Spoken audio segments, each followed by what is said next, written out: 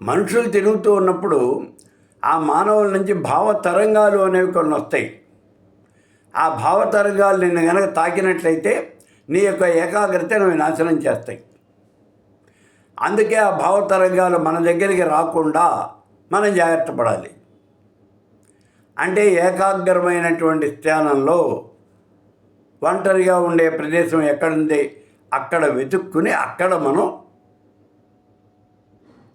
కూర్చోవటానికి ఇష్టపడాలి, అక్కడే కూర్చోవాలి, అలాగే చేయాలి. మరి మనం ఇంట్లో జపం చేస్తున్నామండి, అడవులు లేవు కదా, అడవులకు వెళ్ళలేం, మనం ఏం చేయాలి? పగటి పూట నీ యొక్క జపానికి తప్పనిసరిగా ఇబ్బంది అనేది ఏర్పడుతుంది. ఇంట్లో ఎవరూ లేరు, ఒంటరిగా ఉన్నాను. ఇప్పుడు నేను చూడండి, నాకు ఇంట్లో ఎవరూ లేరు, నేను ఒక్కడనే ఉన్నాను. కూర్చొని నా పని ఏదో నేను చేసుకుంటూ ఉంటాను. ఎవరు లేరు కాబట్టి నాకు ఇబ్బంది ఉండదు అని అంతా అనుకుంటారు. కానీ మధ్యలో పని మనిషి వస్తుంది,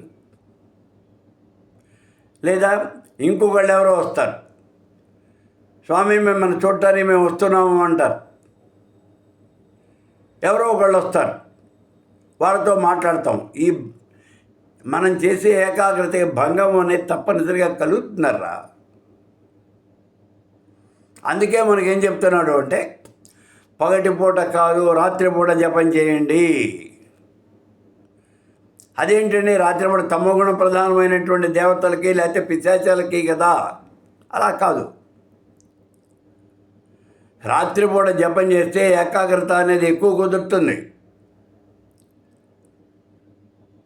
శంకర భగవత్పాదులు వారు చెప్పారు చూడండి, నిశి చరమ భాగే సమయనం.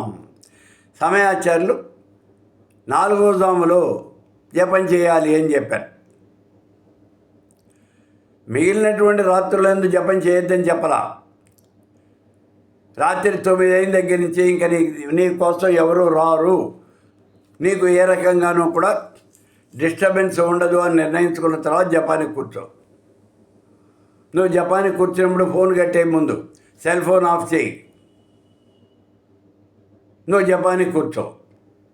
తెల్లవారేదాకా అంటే సూర్యోదయం అయ్యేదాకా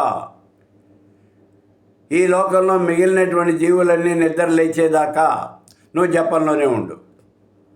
నిన్ను ఎవరు ఏ రకంగానూ కూడా డిస్టర్బ్ చేయరు. అందుకే రాత్రులందు జపం చేయండి అని మనం చెప్తా ఉన్నటువంటి కారణం.